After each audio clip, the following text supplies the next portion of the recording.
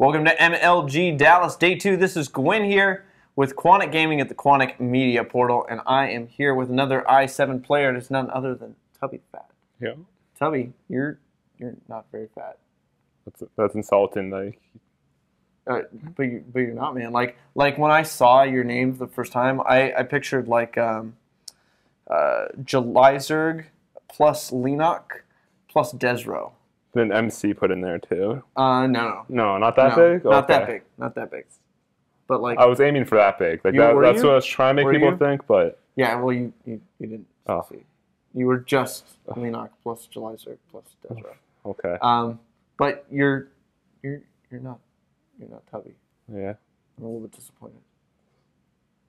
It is what it is. It is. It's true. It's true. So talk to me about how MLG went for you. MLG, I probably had my worst showing out of the last 5 I've been to. Whereas I just didn't play well. I don't know what it was. Well, I mean, everyone's got off days, right? Off games. It's my off tournament, so it happens. Who'd you lose to? Round 3 of winners, I lost to Todd. Okay. PvP. Yeah, pretty convincing manner. Like Todd has been practicing quite a bit. Yeah. And then in lower bracket.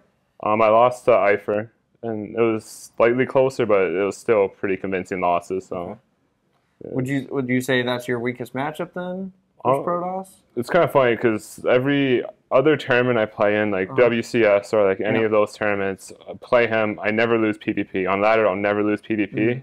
Every MLG, I lose every PvP I play. So it's just like it's my MLG curse. If I get PvPs, I lose.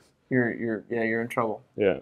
So I mean, why don't you just like practice lots of PvP with Insert until you beat him 9 times out of 10? Yeah, it's like, if it's not MLG, I just always winning my PvP, so I'm like, I don't need to practice it. Then I come to MLG, and it's just like, oh. Does it happen in other tournaments as well, or just MLG? Pretty much just MLG. Okay. Well, I don't know what to tell you. Okay. Maybe if you changed your name to Tubby the Not Fat? It's just Tubby now, actually. Oh, okay. Just i7 Tubby? It's i7 Tubby, so. Okay. i7 Tubby. All right. Talk to me, just about your thoughts on the general balance of the game right now. Right now, I think the game is very balanced, I would say. Like, I would make, every tweak I would make would be very small, if that. Like, and even those tweaks I don't think is mandatory, just make the game a little less gimmicky, like, just to make it so the better player will always win instead of, like, a lesser player sometimes just abusing a small advantage. So. All right. So, decent job out of Blizzard then? If you're going to rate them on a scale of 1 to 10, or Dustin Browder to good? It's for like a Blizzard game, it's hard to say because it's just like they don't really have any competition. There isn't any other RTSs that are even remotely close. So it's like the scale is StarCraft 1 or StarCraft 1 Brood War, which we're very different games. Yeah, I know. I would say it was more balanced in StarCraft 1, but it's not at the Brood War level yet. All right. Well, good to hear. Hopefully the Heart of the Swarm expansion will make some of those tweaks. What do you think of the changes for Protoss? I think the Tempest makes PvZ a lot more interesting, and I'm glad you have that opinion. A lot of people think it's garbage. I think the Tempest can be used to snipe like infestors, can be used to snipe Broodlords, force engagements, like because just trying to push on a big spine wall with Broodlord Infestor right now is like silly. It doesn't work. You see these big long games on Daybreak because neither person can move out. So, and I feel like the Tempest will fix that a lot. Whereas on the other end, the Swarm Host will help with assaulting, but I think the Swarm Host needs to be tweaked a bit. But other than that, all right. And the Oracle gets changed like every week, and I have a problem keeping up with it. So I don't really have. All right. I think the current one is it's got this time slow bubble, which I think will synergize really well with Storm. But that's very true. That's a little bit scary to think about. Just some storm drops with the slow and just or like cast the time bubble on like a bunch of workers and then storm the workers. Yeah. So even if they try and pull them, they don't get out in time. No. So yeah, you can just keep that with your speed prism. It's just, that's brutal. They're almost the same speed too. Yeah.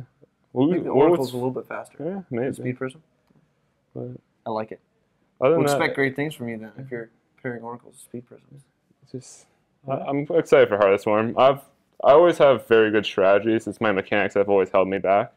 So I find like when a new game comes out, I'll pick it up faster than most people, but then people will catch up to me. So okay. So we'll expect really good things at the start of HOTS then.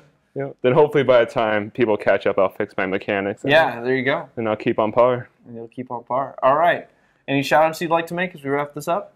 Same shout-outs as insert with all the IS sponsors, all our great, wonderful sponsors of Steel Series, first and foremost, and GG Apparel, Science Work, and DeviantArt. And, of course, a big shout-out to our owner, Z-Motion, for taking care of us. Yep. All right. No shout-out to Axlab? Who's that? Or Thunder Toss? I don't know who those people are. Okay.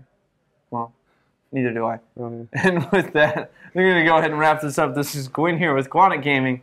We'll be back with more content coming up.